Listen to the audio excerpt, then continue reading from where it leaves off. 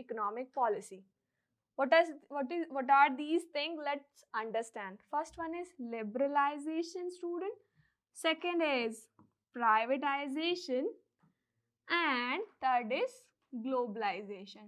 So whenever in your examination, examiner may ask that what are the branches of new economics policy, you would be easily able to answer that the branches are liberalization, privatization, and globalization. Let's understand these terms in detail. What are these? What are their meaning? What are the policies under these terms? Liberalization, as you can understand with the word itself, liberalization means freedom.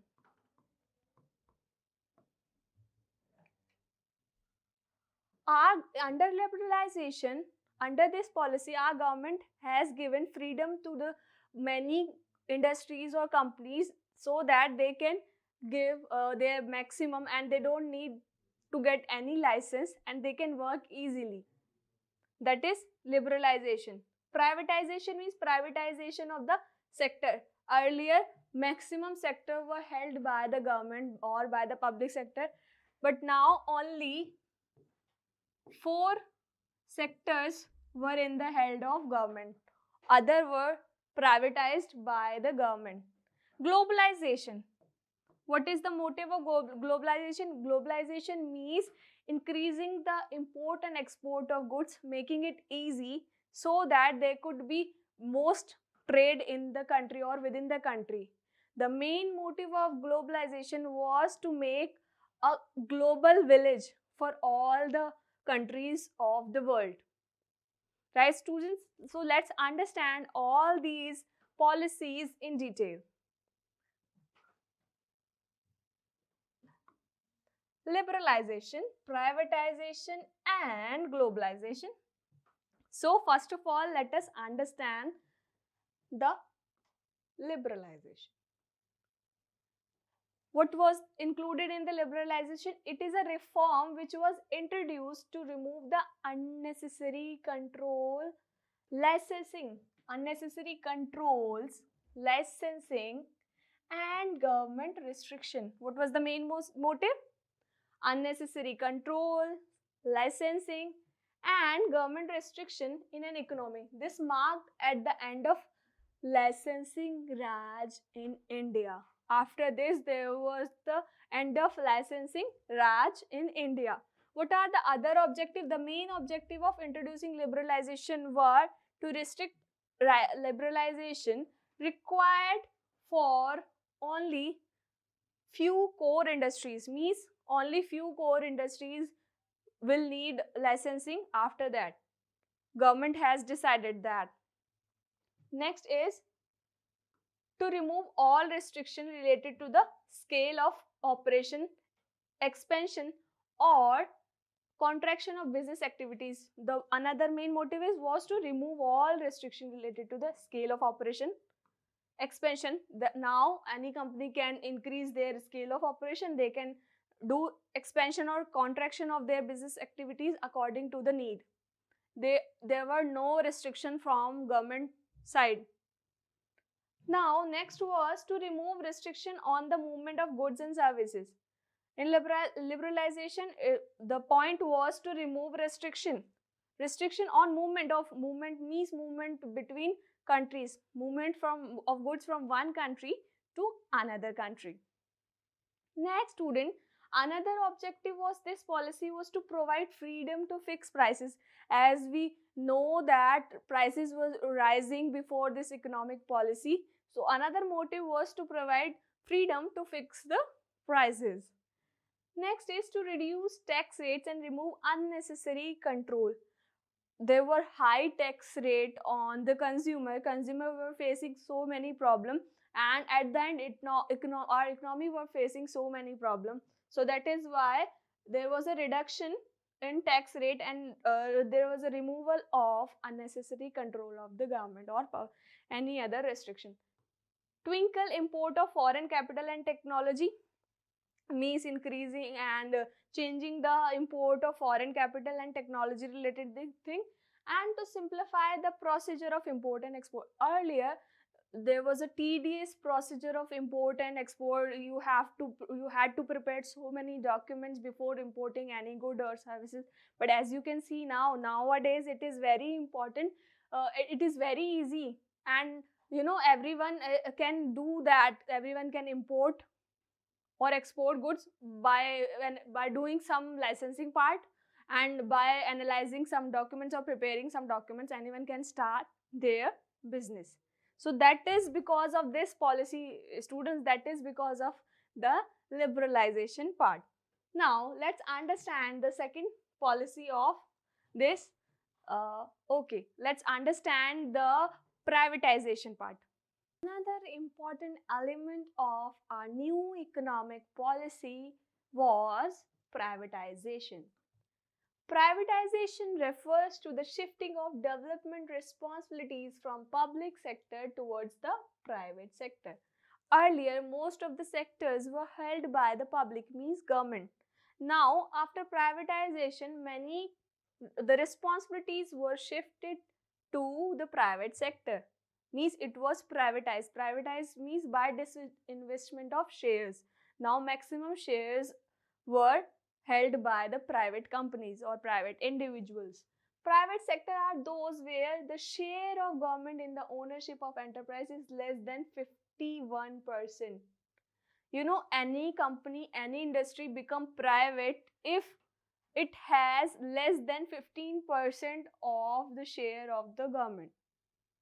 Means any company can be public if government held more than 51% of the share, and any company can become the private company if number of shares is less than 51% held by the government.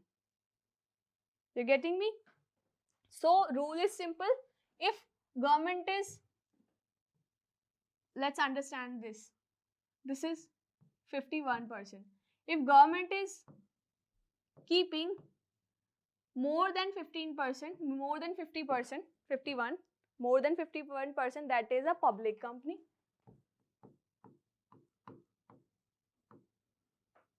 Public sector company or public company. If government is keeping less than 51%, means number of shares are less than 51%, that becomes private company or private sector company.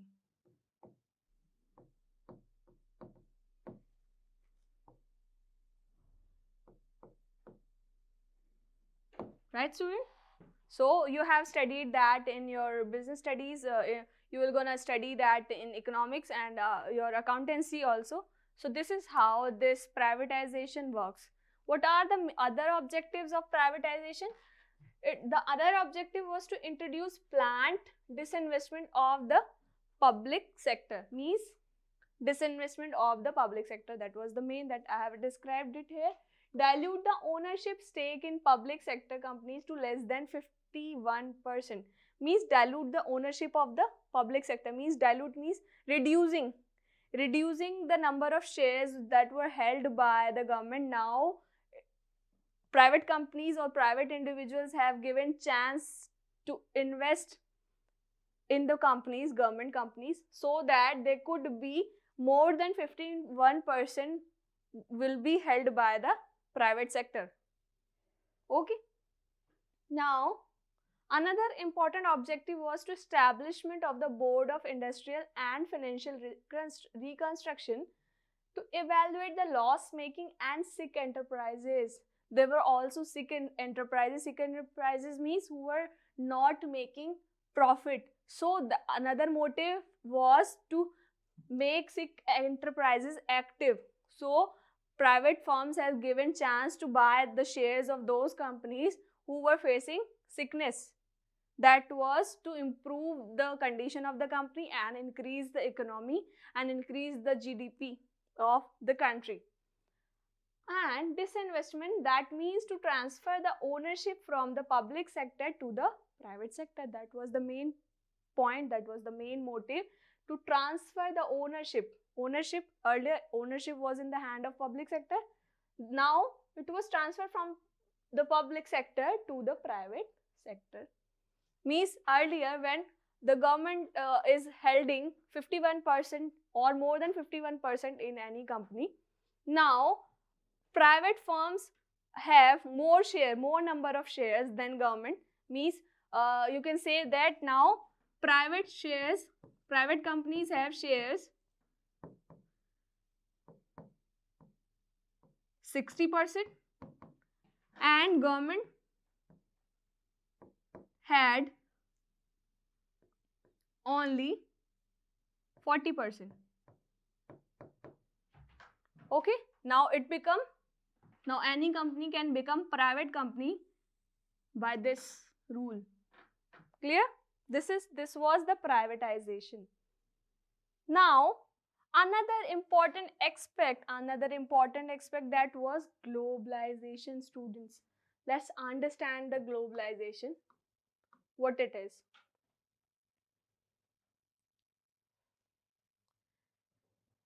Globalization, this was another important policy of the new economic policy. Globalization means to open ways for the various economies of the world to participate in making global economy. Means one motive of globalization was to make ways for the companies globally so that they can participate with each other, they can participate with each other's country and increase their business. This was done to initiate, what was the reason, what was the motive? To initiate, what to initiate? Import and export in India and around the world easy. Free flow of import and export of goods. That was the main motive, so that there would be no restriction, there would be a global village. Anyone can trade anywhere, anyone can do investment in any country, free flow of import, anyone can import their goods, anyone can export their goods. So there was a free flow of import and export of goods and services. Another main objective was globalization enabled rapid advancement in technology as geographical boundaries were no longer barrier. It also enabled the advancement of our technology because there were no boundaries now. Now you use Google, you can use Google. Is it from India? It is not from India, it is US based search engine. You use other social media, Facebook, Instagram, WhatsApp and so on. This technology, why this technology is here? This is possible because of the globalization. You can use any technology, anyone can invest in our country, we can invest in any company. There's a increase in the technology part, advancement, innovation in the technology, right? Now each and every person can talk to anyone, anytime, anywhere. Now there is a video call feature and other social media also having this feature. Though this has become so helpful for each and every person, right? So this is basically main motive of globalization. This was the main motive of our Indian government. So that is why our condition has improved. Now we are developing country and we are also moving toward the developed country. And I will definitely hope and I would say that yes, we will become a developed country soon, because we have followed so many policies like liberalization, privatization and globalization, and nowadays also we are making so many changes in our policies which will benefit our India in long run. I hope it is clear to you, students. Now I have explained you each and everything. Now you have to answer me a question. I will gonna ask you a question which you may face in your examination. In your term 2 examination would be subjective based, and they may have some MCQ questions also. And this question will help you to analyze your learning also. Whatever you have learned, you will be able to analyze that you have learned properly or not. So answer me this question, students. The question is free flow of goods and services between different countries, means two countries of the world, is an example of what? Free listen it carefully, free flow of goods and services between different countries of the world is an example of globalization, option B privatization, option C liberalization, and option D demonetization. You have 5 seconds to answer, students. Answer it properly. 5, 4, 3, 2, 1. Time up. The correct answer is globalization. As I have explained you, globalization has made free flow of goods and services within different countries. So, this is an example of globalization. Clear, students? I have tried to explain you everything in detail. I hope it is clear to you.